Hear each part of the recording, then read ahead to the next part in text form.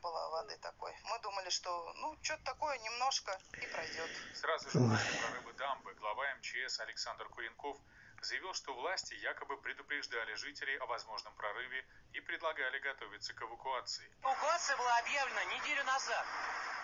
Люди не принимали решения, они думали, что это шутки какие-то. Однако вот что на самом деле заявлял мэр Орска Василий Казупица за 2 дня до прорыва дамбы. Хочу сказать, что вчера лично проехал по дамбе, посмотрел ее состояние. Дамба рассчитана на достаточно большой объем, на сброс более 2500 кубов в секунду, поэтому дамба у нас достаточно надежное сооружение. Я уверен, что она выдержит нагрузку, которая придет сюда.